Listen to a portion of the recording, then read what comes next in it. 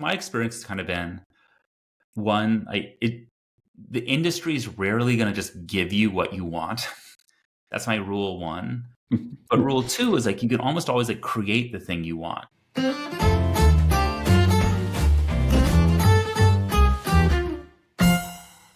Hey there, you're listening to Book Overflows, the podcast for software engineers by software engineers, where every week we read one of the best technical books in the world in an effort to improve our craft. I'm Carter Morgan, and I'm joined here, as always, by my co-host, Nathan Toups. How are you doing, Nathan? Doing great. Hey, everybody. Well, it's another special episode of Book Overflow. We love to interview our authors whenever we get the chance, and we have a great one for you this week. This is Will Larson, author of many books, including a new one, Crafting Engineering Strategy. But this episode, he's reflecting on Staff Engineer, which we read a couple weeks ago. Fantastic book, fantastic interview. Such a pleasure to have him on. Nathan, you want to give him a sneak peek of what they're about to hear? Yeah, Will Larson's his interview was the same sort of like conversational style that you'll see on his blog or in his books. Just real straightforward. It was just a great conversation. I don't know. I learned a lot out of it. I think you will too. It was really, really cool elaborating on Staff Engineer. Yeah, Will Larson is absolutely one of the, he's definitely one of the better known thought leaders in our industry, and for good reason, because he is incredibly thoughtful and measured, and you're going to see that in this interview. Lots of careful considerations around all the different challenges you can encounter when either as a staff engineer or trying to become a staff engineer. So please enjoy the listen. This is Will Larson as he reflects on his book, Staff Engineer. Well, Will, thank you so much for joining us. It's a pleasure to have you. Oh, thank you so much. Super excited to be here. Well, awesome. We like to start the beginning of every interview with just basically asking you, describe the computer science industry at the time you wrote the book. When was this published again? This is fairly recent. So I want to say I wrote this mostly in 2020, and then it got published in early 2021. Okay, great. So only a couple years old at this point. So maybe describe the industry at the time. I know that was pretty recent, but what about the industry and about your experience kind of motivated you to write this book in particular? Because you have authored several others. So in kind of like the 2010s, there was this like the ZIRP era, like zero interest rate phenomenon. And it was just, there's a ton of times. They were nice while they lasted. Sort of things have shifted a little bit since then. But a lot of what was happening is you saw these companies growing really, really quickly, and they started kind of coming up to having these staff engineering roles. But they often wouldn't really have anyone that had worked in a true staff engineering role before, because only a few companies really like have true staff engineering roles. So you have a lot of small companies that might have like 20 engineers, but might have like 4 staff engineers. And those are titles, right? But the actual like work that those folks are doing typically like isn't that different than like what a senior engineer on the team is doing. Maybe they just have like more experience than the senior engineers, so they get the different title. So what I was seeing at Stripe, which is where I was when I came up with like most of the idea for the book, was really talented people whose idea of being a staff engineer was just, I'm a senior engineer, but like more senior. And I just had so many conversations with them where I was like, hey, if you want to be promoted to the next level, you have to understand like what leadership needs. And if your idea is that as a staff engineer, you get to ignore leadership because you'll be more senior, so you have like more agency, so you get to do less of what like the more senior folks want. That's just like not how these senior roles work. And so I really wanted to figure out how do I package this in a way where it wasn't just me saying that, but I found folks who from a number of different companies who had found different really senior roles, but I wanted to find some of the commonalities, in particular this idea that the more senior you get, it's true you have more authority, but your actual like ways you can use that authority that are like valid instead of like invalid and getting you like in a lot of friction are actually like smaller and smaller. It's like I'm a CTO now. The things I'm allowed to do from an authority perspective, I can do anything. But from like the number of things that like won't get me fired, it's extremely limited, right? And so I really wanted to help tell that story and give like real examples of how people had found these roles. And none of them were, I just stopped doing what leadership wanted. And I just kind of showed leadership what they should do instead. That's just like an archetype that doesn't really exist. But you can't convince people of that. You sort of have to show what people do and then try to generalize from that. You mentioned in the book, I think we read Slow Productivity by Cal Newport. Have you ever read that? Yeah. No. the idea is basically about like doing work that actually moves the needle. And he talks about this term pseudo productivity, which is like you're technically working and you're doing things, but like, is it actually contributing in any meaningful way? And then you touch on the same concept in your book, but you bucket into kind of two different types. You talk about preening, which is doing high visibility, low impact work, and then snacking, which is it fair to call that low visibility, low impact work, or how would you describe that? Yeah, so snacking's a term I stole from Hunter Walk, I think. But yeah, I think that's what you said is basically right. Where sometimes snacking happens to be high productivity, but really like the most important thing is it's like rewarding, and usually there's nothing stopping you from doing it. In a really small company, sometimes there's really valuable things that no one's done that you can just do. But in larger companies, there's usually very few things that are high productivity that just no one's done for no reason. Usually they haven't done it because of some reason. Like maybe there's someone who thinks someone senior who thinks it's a terrible idea. It's actually really hard to do. It's easy to start, but to finish the migration's hard. You see that for like all sorts of projects where like starting to roll out a new database is easy. Getting everyone off the old database is incredibly hard. And so like the first part of it's snacking. The last part of it's definitely not. And that's why people start, like, declare victory and then like bounce before they actually have to do the hard part, which you see kind of all over the place. What do you think it is about the engineers who succeed at avoiding the preening, avoiding the snacking, and kind of digging in to do the hard part? I love that example you gave. Like, everyone loves building the new database. They love building the new system. That's the fun part. And then actually seeing the migration through to the end, that's where it's difficult. What separates the engineers who actually do that? I think, something that I think is really important is I think about what makes like good senior leaders on the engineering and on the management side. There's sort of like a resistance to like how things are perceived. Instead, they have such a strong point of view about how things work that even if you tell them something that they don't think is true, they just don't believe you. And so I think on the database side, on that example of like migrating to new database, there's engineers out there who are like, I know the migration and getting people onto the hard part. Because at my last job, we had 3 databases. We hired a new head of engineering. They came in. They added like a 4th database that they liked the most. Then we had 4 databases, like 3 of which were deprecated, and like only one of the deprecated ones that actually worked at scale or something like that. And the problem is, for a lot of these companies, like the thing that is valued, like the preening work, is actually like what gets you promoted, but it's actually bad for the organization. So like the value systems are kind of like misaligned because the people who are evaluating the work are often new, sort of indifferent to the realities on the ground, just don't understand the details very well. And so you actually need like engineers and managers who are so fixated on doing what they believe is right that they're willing to like disregard the value system around them in some cases. And so it's kind of funny because those are also people who get fired for being like difficult, for not being flexible, for not aligning up.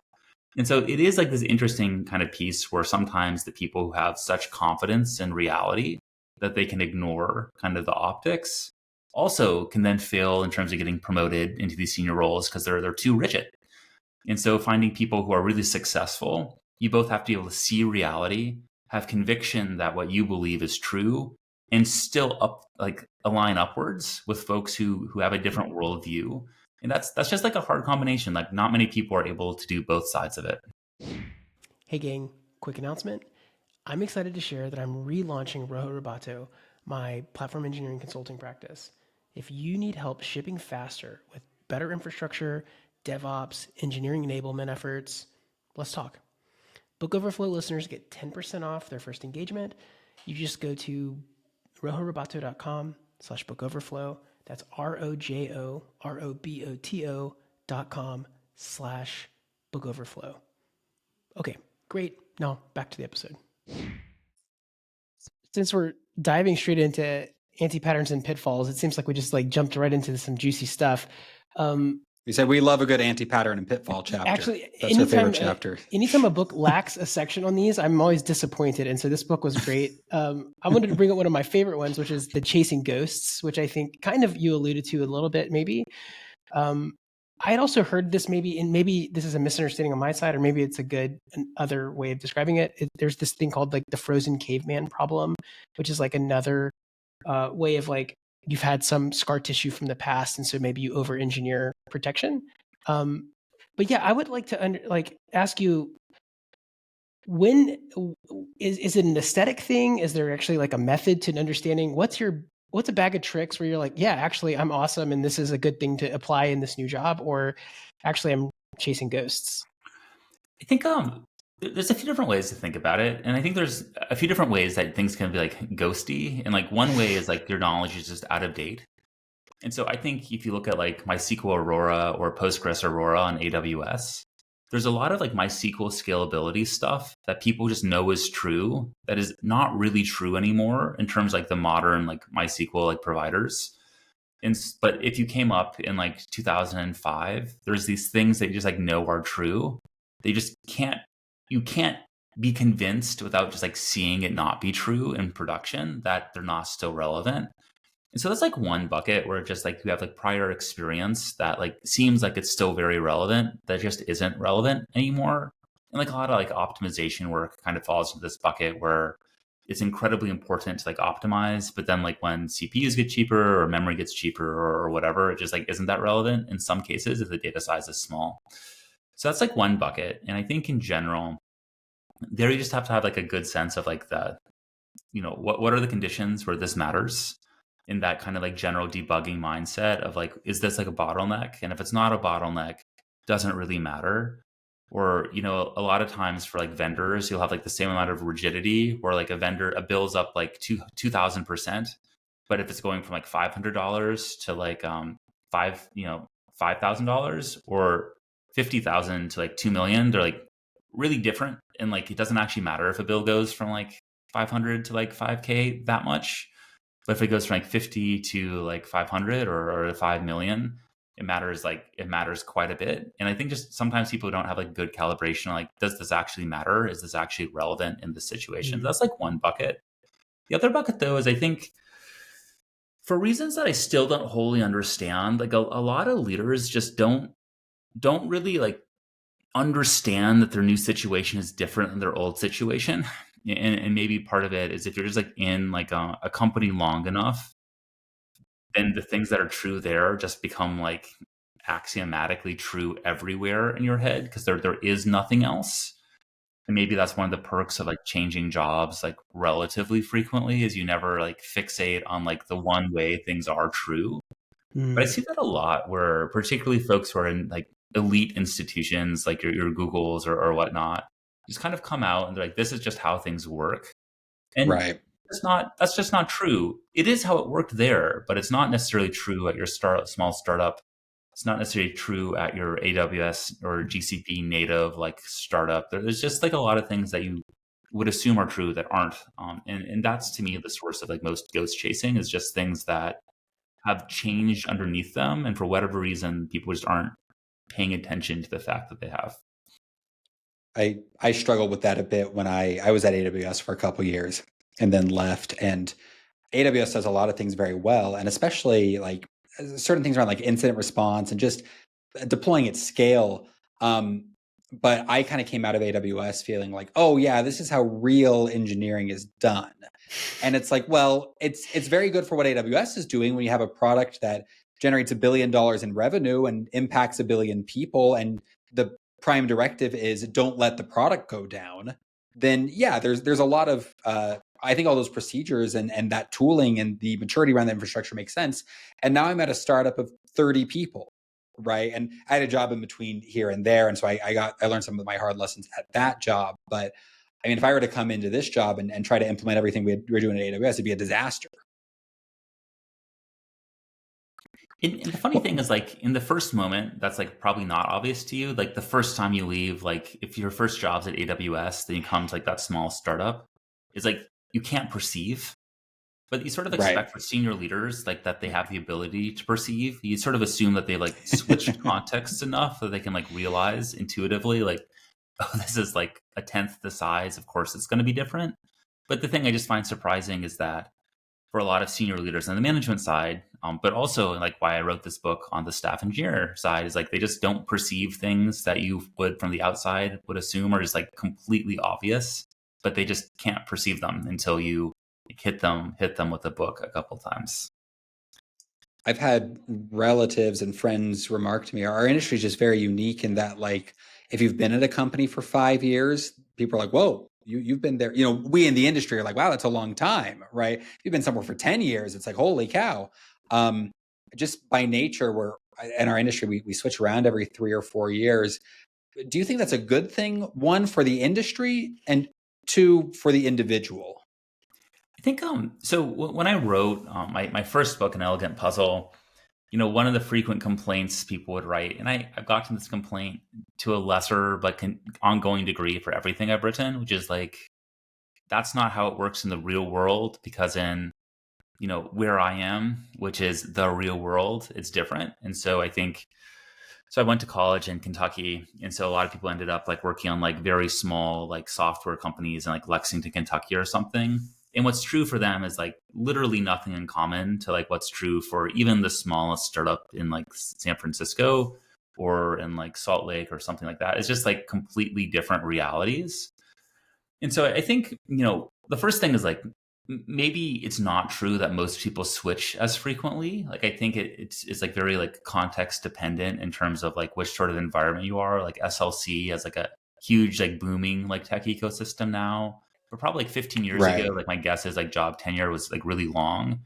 And actually a lot of companies that hire an SLC hire there because they think people don't switch jobs there, because they think that people there can't find other jobs. And I think that's like less true on the tech side. But if you look at like the customer support like agencies that are getting spun up there, I think it is true that the retention there of employees is higher. And so, you know, it's hard to generalize what's true about the ecosystem. It's just so large. But in general, I do think like job switching is pretty valuable for us as individuals a couple of times in terms of just like seeing different views. I think particularly early on, just seeing how it works a few different places, it makes it so you can be like, like this is working poorly, but I tried the same thing at this place where it worked well. So first, it helps you like not invalidate techniques as like good or bad, or more like just conditionally good or bad. And second, you just have like a broader like bag of stuff to pull from. But I do think that the flip side, though, kind of goes back to the preening discussion, where if you don't stay long enough, you don't see the consequences of your decisions. And so like something, as I've gotten deeper into my career, I've been thinking about more is like finding the places where you really could keep learning for like 10 years. And there's only, especially in startups, there's just only so many companies you can predict like 3 years out, let alone like 7 or 10. And so it is hard to figure out where those places are. And I was at Stripe for 4 years, but the Stripe when I joined was about 500 people, about like 150 in engineering.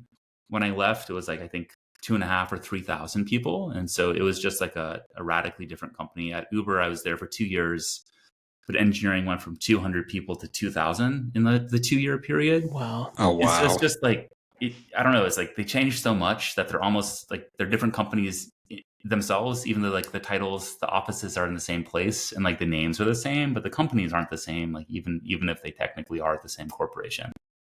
It's a real ship of theses thing, right?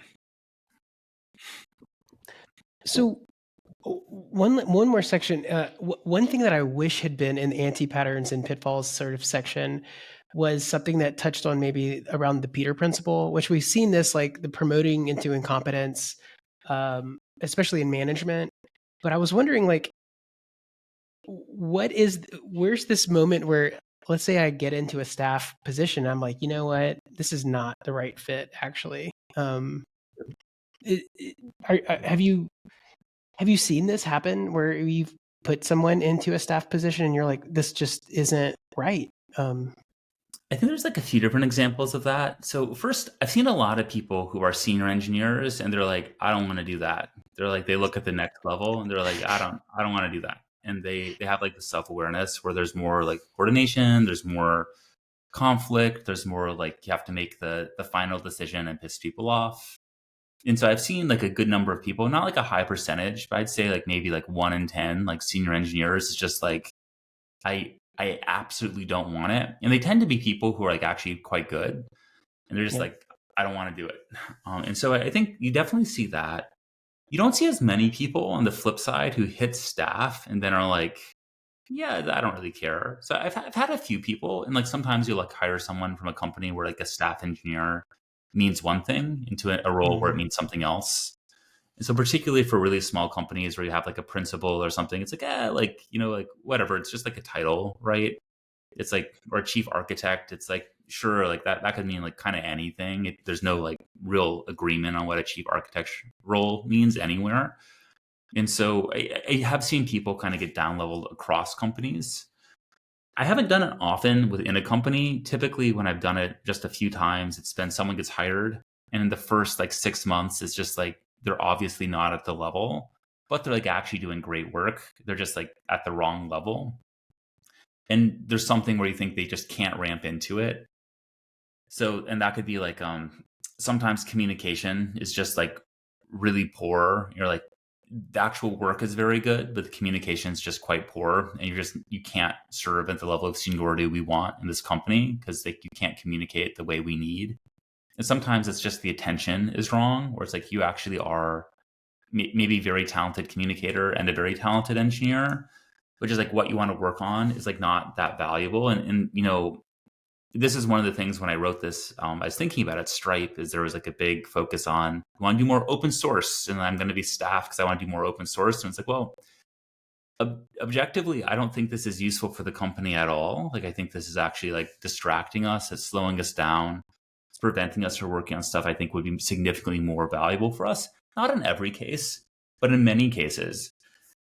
And so I think that was one where sometimes just people's energy gets pulled in the wrong way. And that one's hard to fix because even if you down level them, they're still wanting to work on the wrong things. And so I do think on that one, it's typically like a fit with a company issue. It is an interesting one though. I definitely, people want progress, and I think they misunderstand what progress means in a lot of cases. And so I think I was talking to someone recently about like executive roles, and like one of the pros of executive roles is you have like a lot of freedom. One of the cons is when something is going really wrong, you sort of have no freedom because like you have to be there. And so like I've been, at this company, since I started, I've been like the last tier of on call for like every rotation, which I put in place. And when I was at Uber, I was like the much less senior role at Uber, but I was still the last tier of escalation for every on call. And there's certain things that like, are necessary to actually accomplish goals. I was actually the second to last because the next was the CTO. So at Uber, everything I was like, if I don't get it, it's going to the CTO and he's going to come yell at me. So I can't let a single thing through. And I think in 2 years, I didn't let a single thing through because I knew like I really didn't want it to go through. And so I do think sometimes people want senior roles to have no downsides and only upsides. And that's just like not my experience for people for whom senior roles are successful. Like there's a lot of downsides to senior roles. And if you don't think that's true or fair, like then I don't think you'll be that effective in senior roles. That's cool to hear. On the on-call, the best team I'd ever been on, like high functioning team. I was a senior site reliability engineer on the team, and we had a primary and secondary. We're a pretty small fintech company, but it would escalate to head of engineering, and we always just played this game of it should never go to him, like ever. And it just kept us honest. It was actually like it was a high stakes game, but it was also like a fun game to be like, okay, I just never want this to wake him up at 3 a.m. That's our goal, is build the system the right way. I honestly think it's kind of like how it should work though, in the sense that if you're the head of engineering and things are falling through, you really want to know it's falling through. Yep. You really don't want to like not know it's falling through. And then like the site, you get like a call because like a customer is complaining or whatnot. You really want to know. So I do think this is like a pattern I wish like was just standard for every head of engineering, that it just kind of fell through. But I think I haven't seen it too often. I've only seen it a couple of times, but yeah. I've started copying it because I think it's a great pattern. Yeah, I've used it elsewhere, or at least advocated, depending on which role or position I was in, just because, it makes you really honest about the process. And you can't fake that. It's going to escalate. So to take things to a more positive note, and I think that this is another thing that stuck out to me, and I actually was able to immediately apply it. I was my title was software architect, but it really was a staff position sort of in this company. And I was in a position to mentor, but I hadn't really thought about sponsorship. And this changed my thinking. And why do we think that maybe it's my own blindness here, but why is sponsorship maybe valued less as like, I hear a lot of people talk about mentorship all the time, but not sponsorship? It's a good question. And I find mentorship's interesting because I think mentors, some people have really great experience being mentored or mentoring, and some people just don't. And what I've come to believe is like the thing that makes mentorship work is like the pairing, like the right person who's the mentor and mentee, like incredible. But like the wrong pairing, just like not much happens, like a little bit transactional, then they kind of stop. So, and this is like the challenge with a lot of like planned mentoring kind of programs within companies is you kind of like, it's hard to get the right matching because usually there's like two people that everyone wants to be their mentor. And you can't like map like everyone to those like two specific people. And so it just gets like a little bit watered down. I think the sponsorship one is underemphasized for a lot of reasons. First, like, you know, it's vocabulary. So some people are going to be mentoring and really sponsoring while they do it. So it's try not to get too caught up on like the definitions and these things. So I do think a lot of folks don't think about their role. And part of this is maybe back to Carter's point about like the when you turn over in companies frequently enough, the idea of like fostering the next generation can kind of get lost sometimes. And you don't actually see the consequences of not fostering the next generation and then the next generation if you're moving quickly enough. So this is one place where I just think seeing the consequences can be challenging. So what I've seen is a lot of mentorship is actually cross-company, kind of like company independent, kind of happening outside of that. I see a lot of it, but I just think it takes a long time to build. And I think there's some places, I mean, this my experience personally, like some places there's so much density of folks who are in the industry and are really like actively engaging that it's pretty easy to find kind of those relationships. But I imagine in some places it's like much harder to do outside of the context of like a company that you're working in. And I've just not seen like a whole lot of proactiveness on it in general. I wish I had like a better answer, but I've not seen, you know, for managers, like you're occasionally held accountable for like how you nurture your team. Often you're not, like to be totally honest. But as a staff engineer or any engineer, you're rarely held accountable for not nurturing. You're mostly held accountable for shipping. And so I think that's like if you're really going to get fired, it's not going to be because you didn't mentor someone, but it might be because you like messed up executing and you had a sequence of really terrible on-call shifts where you like lost some work or something.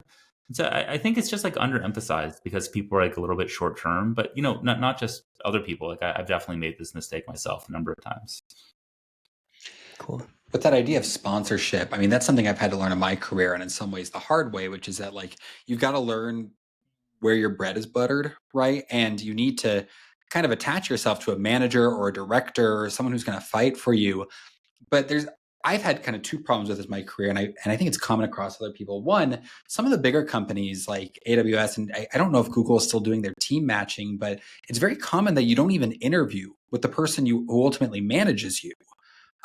Maybe if you're lucky, you get to do like a 30-minute call with them before officially joining. That was my experience joining AWS. The other thing is, so I was at kind of like Silicon Valley FANG companies for a little over 3 years. And in that time, I had 7 managers, right? And so it's just like, it wasn't even possible to like latch on to someone and be like, you and I, you know, we're going to do this together. I mean, if you find yourself in a situation like that, I guess this is a two-pronged question, which is like, one, how are you setting yourself up for success when you're looking to move to another job and making sure that you are partnering with someone who you think is going to be able to sponsor you? And two, if you happen to find yourself in say my situation where you just have this carousel of managers, like, is there anything you can do to get yourself out of that situation? Or is this just kind of like a, you know, luck of the draw thing. Yeah, I mean, the joke I tell people about Uber is like I had 5 managers, and like none of them were longer than 3 months, and they all got fired or pushed out of management. And so like that was just kind of the environment that was in. And I think a lot of these really fast growing companies are like that, because just like particularly if you're in a more senior role, there's just like a ton of like mobility.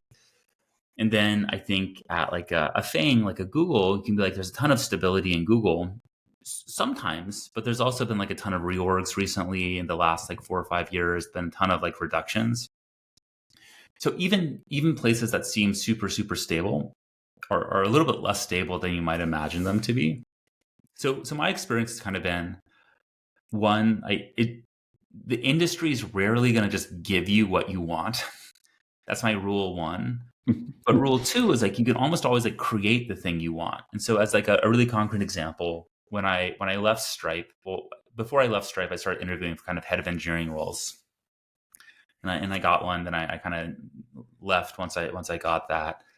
And I was like, hey, I don't really have like a great like head of engineering network, right? Like I have a bunch of like middle managers and engineers and so on, but I don't know many people who've actually been in these like head of engineering roles.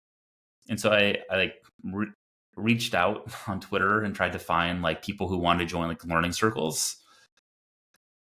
And then like I got a ton, and it was, some of the folks were like really amazing and some were very random, which is like kind of what you'd expect to have happen when you like reach out online. And then I filtered it down to like 3 different groups that actually met. And then like one of the groups that I personally led, like is still running to this day. It's been meeting like every other week for, 5+ years.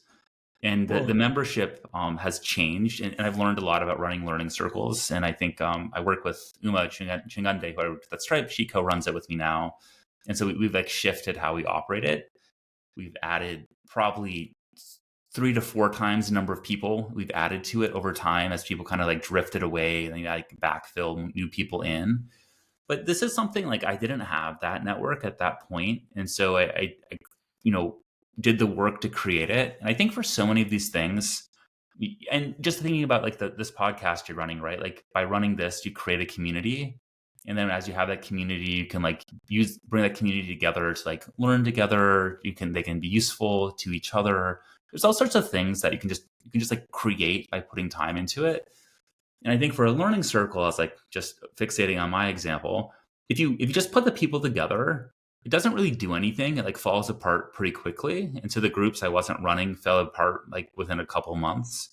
But instead, you actually have to like organize it, like figure out like, is it going to be a Slack group or a Signal group or whatever? Then you have to like manage the topics. You have to kick people out of a learning circle, like to make it be effective, because the people who aren't in it are just as important as the people who are in it in terms of like a group being like a good learning community that's like they trust each other and has like good discussions.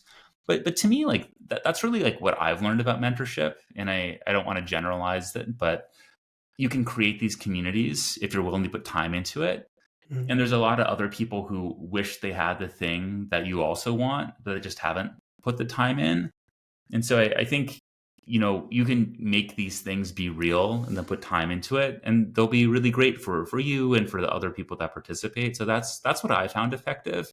Because I just think within companies, and like my manager when I left Stripe, David Singleton, I think he was fantastic, but he was only my manager for like 2 years, something like that. And I'll probably never work with him again directly, right? Like maybe I will, but it's relatively unlikely. So when you rely on your company to find your like mentor, it's just like, it's so transient and it's so hard to get the right match. I'm not familiar with the term learning circle. This is intriguing. I'm like leaning in. What motivated you to find this, and how did you learn about this like pattern? What is this? Yeah. So man, great question. I don't even know where I really picked the term up from, but like in a lot of companies, there'll be like a informal learning circles, kind of groups of people who come together to learn from each other. And then you kind of have some like operating rules. And so like the way the circle that I lead runs, and I found it pretty effective, is that we start out by each person, and typically we'll have like 6 to 10 people on a given session, has like 1 minute to be like, what is the top thing you're working on that you're challenged by, and a topic you want to discuss with the group. then like the leader of that session, like me or Uma, depending on who's leading it, will pick like 3 or 4 of those topics. And then like we're going to talk about these 3 or 4 as a group. And then there's like variations. Like we sometimes have like a speed round for like really small topics where we could do like 3 or 4 questions in like just 2 minutes of just like quick thoughts from folks. And then we have like a bunch of like operating rules where we try to tell stories about our own experiences rather than give advice. Because I think when people give advice, it's like often like not that helpful. But when people like share, I was in a similar situation and here was my challenge and here's what I did, then it's like an honest story. And it's less like, hey, you need to do this, which is like I don't think people respond to super well, to be like totally frank. Where like when you hear a story, you decide to take away from it. And so that, yeah, I honestly don't remember where I learned about it. I'm sure there's like a rich like academic background to the concept of learning circle, but this is what I've done. And the biggest challenge to these being successful is you really need a moderator that will like cut people off. And so Amazing. if people like take too long, you just have to like cut them off. And I think only some people are comfortable managing conversations to that level of precision, but I've gotten comfortable over the years. Well, thank you for sharing that. You mentioned in the book about being a staff engineer that one thing that can be really challenging about the role is that and we've alluded to this in this interview, is like it takes a long time to see if what you did was ultimately correct and to see the payoff of that. So one, you talk in the book about kind of like having good intuition and making sure that you are setting out to do the right thing. So I guess my first question around that would be, what strategies should prospective engineers be using to be developing that good intuition? And 2, as a staff engineer, is it kind of the nature of it that you're putting a lot of eggs in relatively few baskets, or are there tactics you can choose to maybe diversify? And then if initiative A doesn't turn out so hot, that's good because at least that's fine because at least initiative B is doing really well. I think so my first thought is like the number one like underutilized tactic, and I genuinely don't understand why people don't do it, is just like asking. And so like when you start a new job, you're like, hey, I think I need to work on this. It is shocking how often that person will just go decide to do it and won't ask anyone who's already there whether or not like, hey, is this a good idea to go do that? Or it seems like such an obvious idea to me that we need to work on continuous deployment, but no one's doing it. Is there something I'm missing that makes this a worse idea than it seems like? And just like a few questions like that to like a few different people, usually you'll be like, oh, we fired the last principal for like working on that problem. Usually you'll find something, right? Yeah.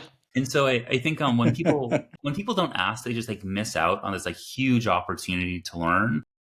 Because like not everyone will tell you, like, but there's like a decent number of outspoken people that will just like tell you what they think, and they sort of like can't not tell you what they think. And those people are like kind of annoying when they disagree with you all the time. But when you just need like perspective, they're like your best allies in terms of just like, tell me what I'm doing that's wrong. So that's like the first bucket. If you literally just ask your manager, ask like a senior peer, ask another manager, like people will just tell you. But I'm shocked how often people just like never ask. It's like the first kind of piece of it. The second piece is like increasingly in my career, I believe in this idea that you do want to have like a small number of big things, but you don't actually have to like take big risks most of the time. You just have to figure out a sequence carefully. And so, for example, we're improving our continuous integration, continuous deployment stack at Imprint.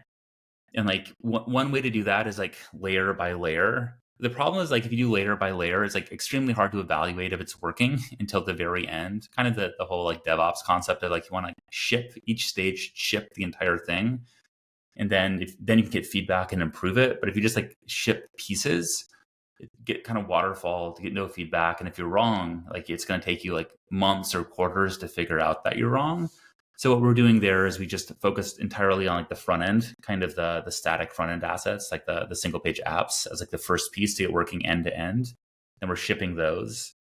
And then like we find the problems and then we can iterate there. And then when we expand out, we will have already improved it. So it's likely to work. Or if it sucks for some reason that we haven't figured out, it's going to fail quickly. And so that's like, to me, like the biggest thing is like learning how to restructure your projects where they can if they're going to fail, they're going to fail fast. And I've just seen so many projects. One that gives me a lot of grief at Carta, we worked on like changing how we did role-based access control. It's like a Zanzibar inspired model. And the technical work we did there was extremely good, but we didn't really solve how would companies or how would the internal like business units integrate their software with it. And so the actual like expansion of the rollout got really, really, really, really challenging, even though the technology work was like extraordinarily good. I think a different way to have done it would have been like trying to model with a terrible internal implementation, but just like the interfaces and figuring out how to model and then seeing if they can make that work on the hard cases. I wrote a post about migrations years ago, and the biggest thing is start by migrating something easy, then migrate something really, really hard. Don't do all the easies and then the first hard, because if it's going to fail, you actually want it to fail early. And I think, if when you avoid that, because it creates the optics of progress, you usually end up like screwed in a way where it's really, really hard to recover. But in a lot of companies, the optics of progress could still leave you in a better place than failing correctly early on. So this is part of why ignoring optics is part of the necessary to be really successful. Like the optics will mislead you like 9 out of 10 times on the right way to do problems if that's too important.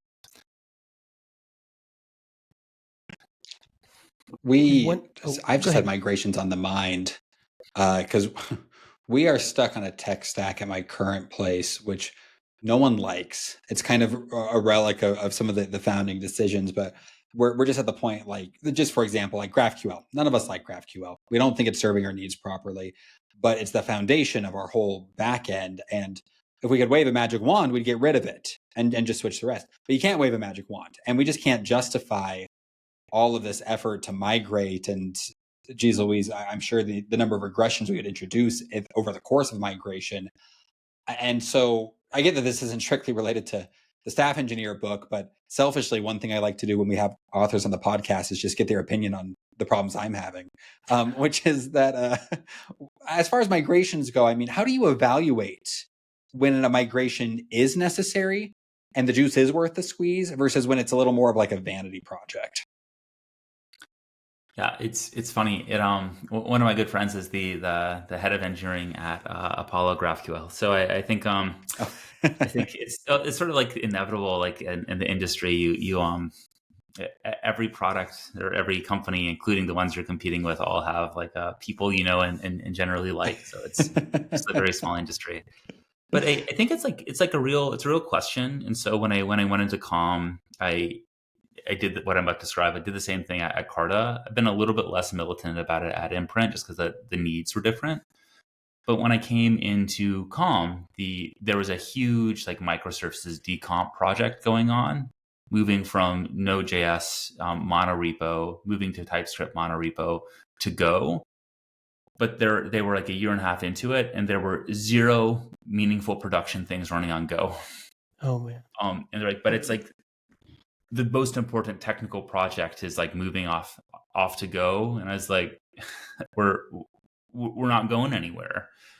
And so I canceled it. I was like, it's literally not working. And so we just refocused on the monolith. And I think at Carta, we also had done like this decomp project, but I think similar problems. The migration was like, you can't stay in the monorepo.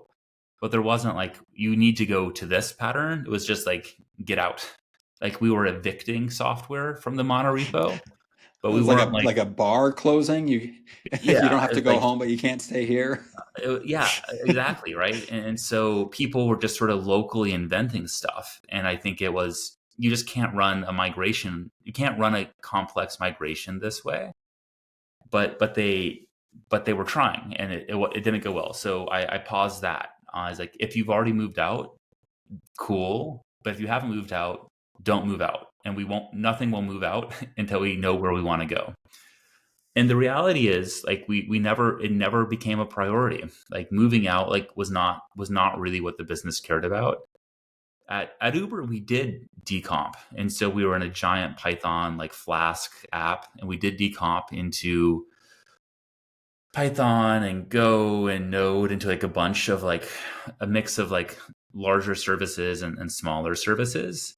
And that worked well because Uber, again, that Python monolith was written for like when there were like 20 engineers, and then it was scaling when there were 200 engineers. By the time we got to 2000 engineers, like getting that build to complete and getting it to be reliable, particularly in like non-typed Python, kind of like that was like 2014, 2015 era. It was just incredibly challenging to do. And so I was like, so I learned how to do that. I led that project. I came to Stripe and I'm like, y'all idiots are in this monorepo. And my first thing was like, we need to move out of this. But as I started testing the idea, everyone there was like, you're an idiot. And we never did. We never moved out. We never tried. At least until after I left, there was like a bit of an attempt to exit. And then I think they came back in. And so, context dependent every time. But like in general, like my thesis would be, it's super detail dependent.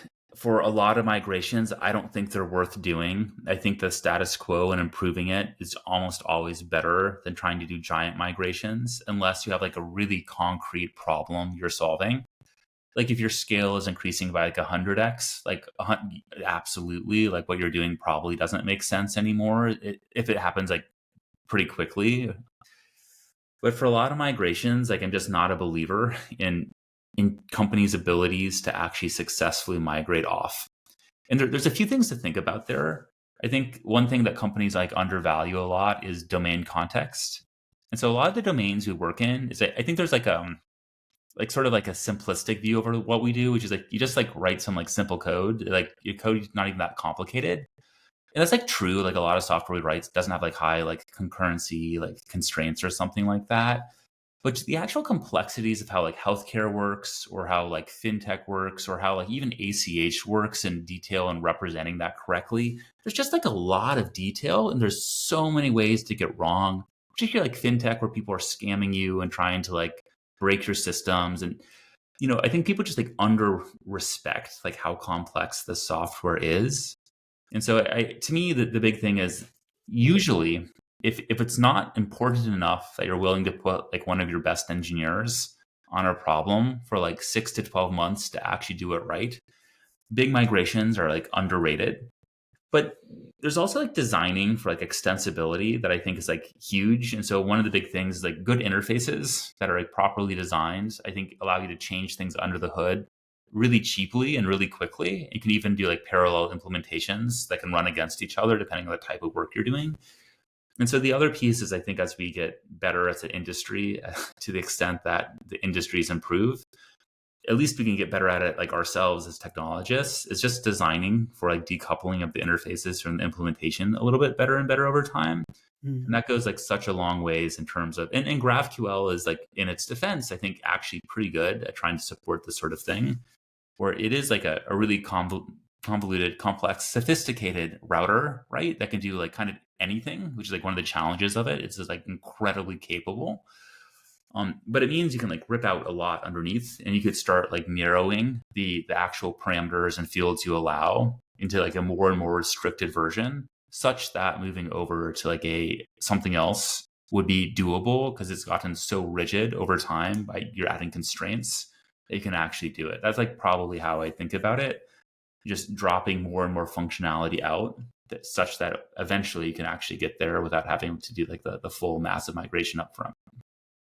I think from my perspective, the book is obviously very focused on like Silicon Valley, FANG style companies. Do you feel like there's value that a non-Silicon Valley FANG engineer can get out of this book? Or do you think that it's like you mentioned up top, like, yeah, a lot of people have the title staff engineer, but that's not exactly what it's not a one-to-one mapping of what you're talking about in this book. Do you think there's value you can get out of this book if you're not quite in that situation or preparing to be in that situation? So one of the goals of having it be like more story driven or more like personal story driven from a variety of different folks is I think there's different scenarios of like what situation they were in. And some of those are more Silicon Valley-esque and some of them are a little bit less. Also like staffeng.com, we actually had like a number of people submit stories that are like absolutely not in Silicon Valley. They're just like doing pretty different things. And so I think many people have gotten like stuff out of it in general. Like I think that there's stuff there for someone who is far away from Silicon Valley, at least in terms of seeing like different models of how different people work.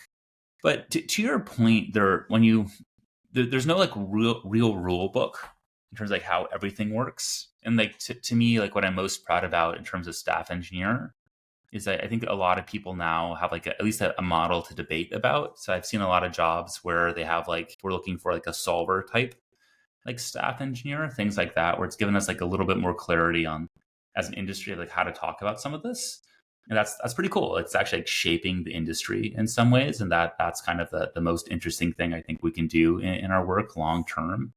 But no, I think there's something in there for folks. But if obviously like the further you are away from this sort of environment, like if you're like one of my classmates from Kentucky, he went to go work in like a gambling software company for horse racing. I think there were like 3 engineers there or something. And I think they had only ever worked like at that one startup, or I don't know if you want to call it a startup or not. And so like, yeah, if you try to apply too much from that book or any book to that circumstances, it's just like such a particular thing.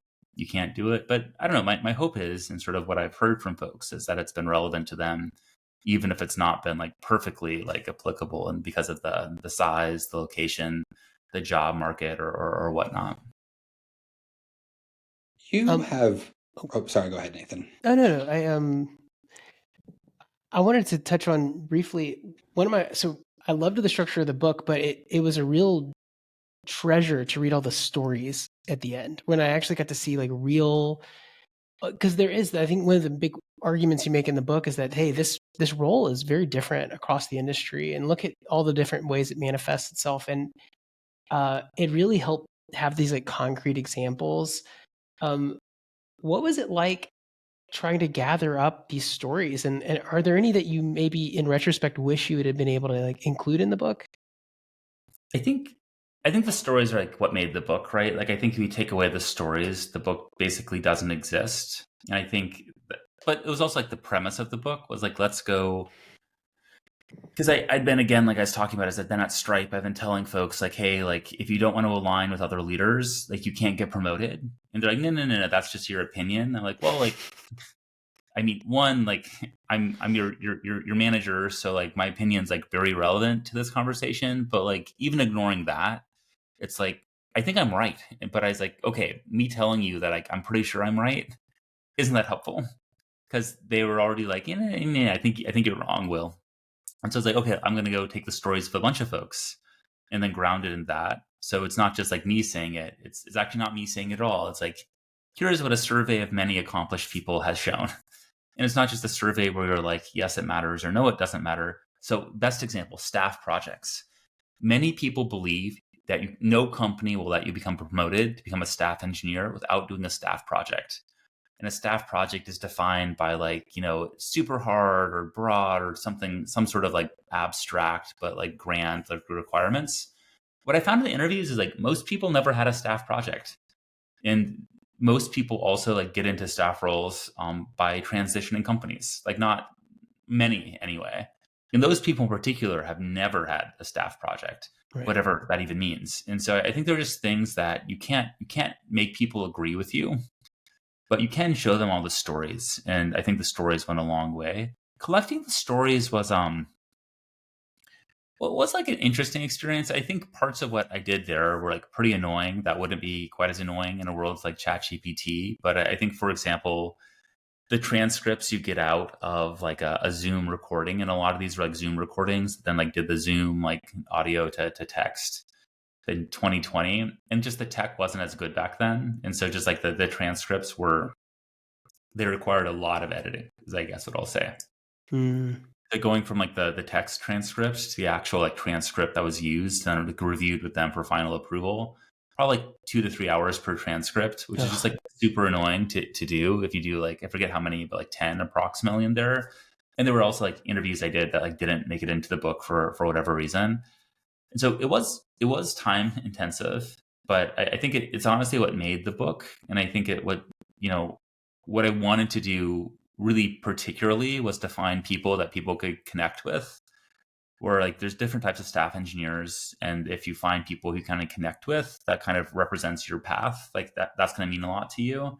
Even if you don't like connect to me and my writing directly, you'll connect to that author. So I really think that was a big part of it. And so for my most recent book that kind of came out the last couple of months, Crafting Eng Strategy, I tried to do something similar, but it's hard to do because people kind of own their career story.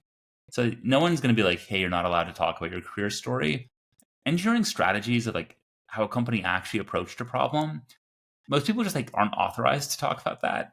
And so figuring out how to do that in a place where most people just won't talk about it without like a level of like editing that like moves to a place of like just like fiction essentially, that was a lot more challenging. So for this one, I ended up mostly working on my own experiences and just writing from that, because at least I can be honest to a certain consistent degree in a way where it's harder, because I can represent my own experiences in a way where it might be harder for you to represent your current company's strategy in a way that you actually find like totally accurate, because you just aren't allowed to be totally accurate about places you work. We have that same kind of funny dynamic with the podcast, where a lot of our stories are just by nature 2 or 3 years out of date because we have to talk about the last company. I'm able to be a little more open my current one, but in general, a lot of our stories come from before that. I'm like, it's not because we're not working on interesting things, folks. We just can't be 100% candid about all that's going on. A lot of stories from friends that reflect very similar to like what you're working on now. No, I understand the dynamics for sure.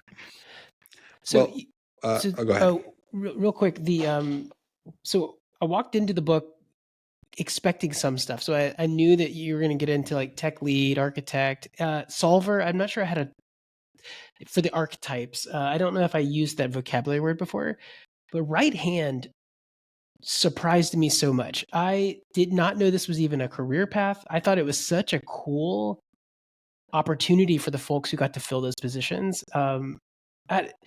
I mean, how did you even know that somebody did this kind of job? Like, that's wild. Yeah, I think there's like a decent number of folks in these roles and kind of like a certain size company. I think there are. So this happened after I left, but Rick Boone, who I hired at Uber, he became like he's one of the stories in there, but he was like the right hand for I think Matthew, I'm forgetting Matthew's last name. He joined after I left, but he was like the head of infrastructure. I think at Carta, I had a deputy CTO, Dan Fike, who's fantastic, who was sort of like the right hand model as well. But at Stripe, there are a number of folks like Michelle Boo, who's in that story, has subsequently become like a right hand to, I think, the chief product officer, Will Gabrick. And there's like other people who've been in those roles as well. So I do think they're relatively more common than you'd expect, but it takes like a certain size company for them to actually show up. And it also takes like the leader knowing they want it. And I think a lot of leaders don't know the archetype exists, sort of to your point. So you didn't know they could like ask for it, and it can kind of show up. But one of the not to segue, but one of the things I've tried to do really militantly since I wrote that book was have like the most senior engineers of the company report to me as the head of engineering. And this kind of makes this more possible because they actually get enough access and visibility into what matters when they report that high up. And that's kind of like a precondition to even having these roles like work as right hands, is you have to have senior people in senior roles with visibility. And a lot of companies want their senior most engineers to report to line managers. And it's just really hard for them to ever evolve into a right hand if that's the level of visibility you have. Okay. Well, Will, it's been such a pleasure having you on. And we always like to ask our authors before we leave, are there any books you'd like to recommend to the audience? I know you've obviously written several of your own, and we won't shame you if you recommend several of them. But if there's also anything that inspires you or you think might be a fun read for our audience, we'd love to hear it. Yeah. Okay. Let me just like check the bookshelf. So my bookshelf is mostly like things I think a lot of them are probably all of them on this part are kind of books I did research on for my last book. And then like the others are ones that I enjoy. But let's just give me a second. Let's see what we find. No worries. You'd be shocked how many of our authors have done the exact same thing. They just turn around to their bookshelf and start plucking things off. Well, we can just do like a quick 3. So obviously shilling my own book, Crafting Engineering Strategy, I think is good. Yes. if you haven't ever read a pattern language, it's a pattern No, language. I haven't read that. A lot of like the patterns, like software design patterns, are based on this book. So this book's actually about architecture, but it's about like an approach to architecture where you have kind of consistent patterns that you like couple together and like build things out of. So you might have a friendly room pattern, then you connect 4 friendly rooms into a friendly floor. And then you sort of like, you have ideas like that, which are basically where a lot of software design principles literally were based on this book. Wow. Which I think is just, it's really cool to see how like design patterns can come from like an architecture book that was, I don't even know when it was written. It was written. All right. This book cover also does not know when it was written, so I won't go there. The other one, Thinking in Systems by Donella Meadows. I think we've read that. Fantastic book, and I think it's super readable. It's not super like mathy or dense or unapproachable. Mm-hmm. And I think just systems thinking is so. I've seen so many people get in trouble with systems thinking too hard at work. And so I think you can definitely system think too hard at work and get in a lot of trouble, which is a whole different category of anti-pattern. But such a great book, I think, and there's probably no book that's been more influential for me in my work than that one. So that's one I got to call out. Well, thank you so much for sharing those. And we always love when we've read a book that an author recommends. I feel like we're a little ahead of the curve. And then we always add the books that they recommend to our backlog. We've had several that have come from others. Brian Kernahan recommended one called Recoding America, and that one made it into our backlog. That's a good one. I read that. Yeah. It's like a 2016 book. I forget exactly when it came out. It's a little bit older than I thought. But yeah, it's a great read. Yep. Yeah, Jennifer Polka, she was the deputy CTO of the Obama administration. So I think she wrote it after she left public service, and yeah, it's a great book. Well, thank you so much for joining us. We will include a link to a new book, Crafting Engineering Strategy, right? Yes, we will include the Amazon link and the O'Reilly link below. And then listeners, we are partnering with O'Reilly now. And so if you share this podcast on if you share it on LinkedIn or on Twitter, include a link and tag us. You can tag us on LinkedIn. We have a company page for Book Overflow, or if you tag Nathan and I directly.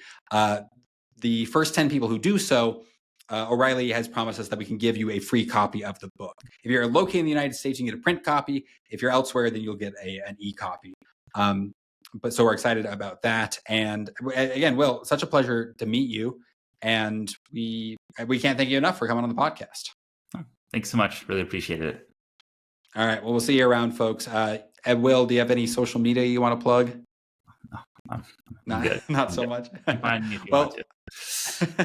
Well, listeners, you can always find us. You can email us at contact@bookoverflow.io. I'm on Twitter at Carter Morgan. The podcast is on Twitter at Book Overflow Pod. And Nathan and work with his consulting agency is at rohoroboto.com, and rohoroboto.com/newsletter is where you can keep up with Nathan's newsletter.